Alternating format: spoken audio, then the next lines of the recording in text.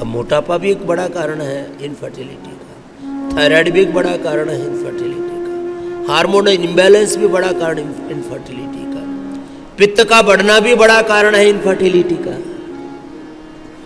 अब देखो मैं आपको छोटे छोटे उपाय बताता, मंडूकासन, योग मुद्रासन, अर्धमत्स्येंद्रासन, वक्रासन को मुखासन करते करते बता रहा हूं। हमने यज्ञ की भस्म यज्ञ करवाया। अब कई बार छोटे से उपाय से बड़े से लक्ष्य की प्राप्ति हो जाती है। जैसे गुरु के दर्शन मात्र से ध्यान लग जाता है, गुरु के चरणों का ध्यान करने मात्र से सारी पूजा सारा पाठ संपन्न हो जाता है। गुरु के वचन सुनने मात्र से सारे मंत्र सिद्ध हो जाते हैं।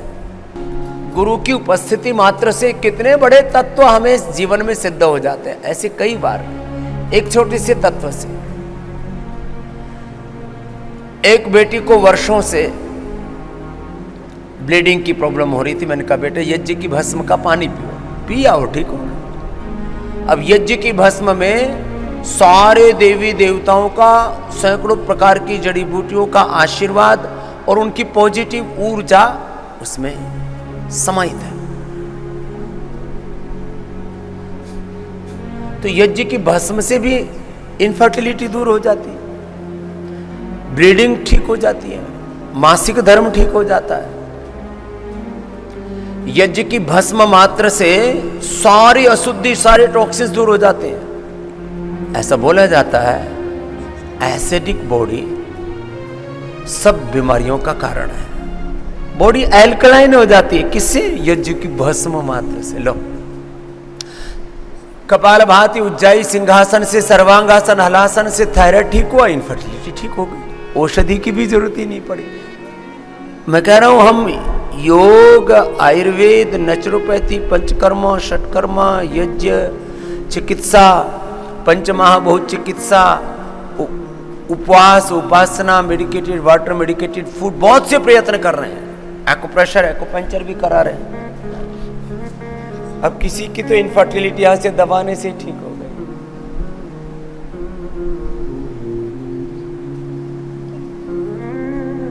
किसी की इनफर्टिलिटी मंदिर में भगवान का दर्शन किया, कोई भगवान से मन्नत मांगी और उसी से इनफर्टिलिटी दूर होगी, संकल्प से।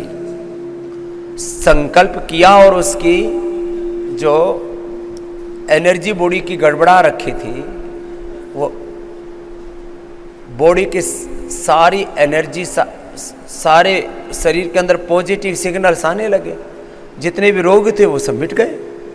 और दैवी कृपा से, ये तो राजे महाराजाओं से लेकर के हजारों लाखों वर्षों से हम सुनते आए कि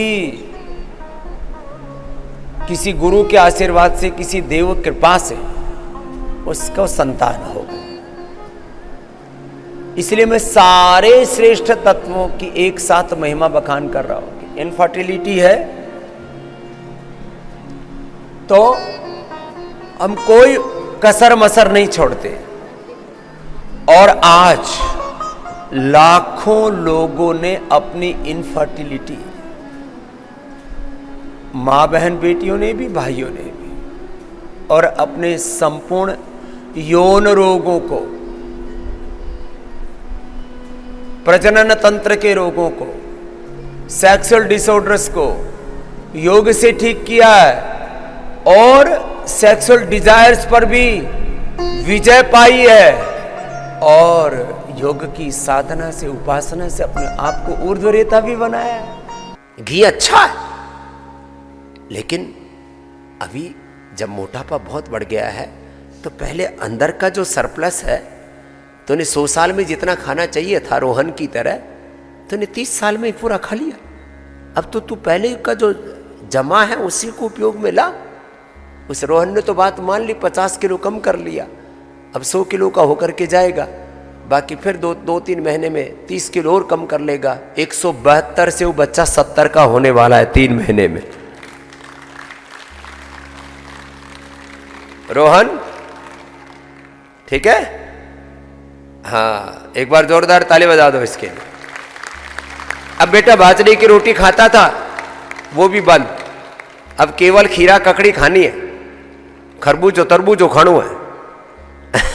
राजस्थान में खूब खरबूजा तरबूजा हुआ है।